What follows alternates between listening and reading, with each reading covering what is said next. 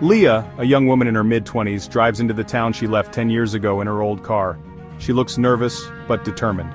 An old key lies on the passenger seat. She stops in front of a run-down house at the end of the street. It is her childhood home. She opens the gate, which creaks under her grip. Everything seems abandoned, but something about the place seems to draw her in.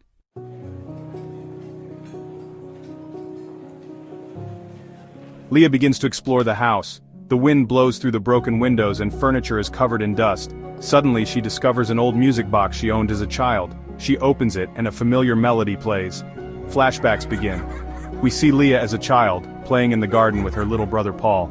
The two laugh as they play hide and seek. You can't catch me, Leah! But the flashback is abruptly interrupted by a dark image, an ambulance in a closed coffin. Leah breaks off the memory and closes the music box. Her hands are trembling.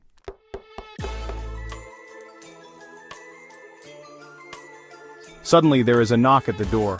An old woman, Mrs. Keller, stands there. She is the neighbor and knew Leah as a child.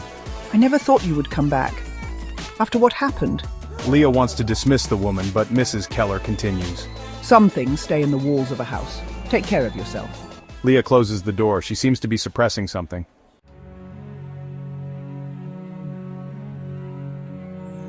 At night, Leah stays in the house. She hears footsteps and children's laughter.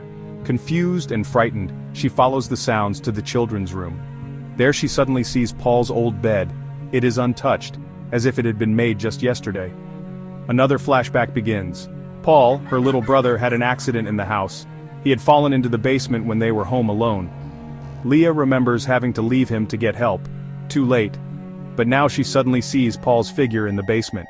You didn't leave me! Leah breaks into tears. She realizes that she has carried the guilt with her all these years.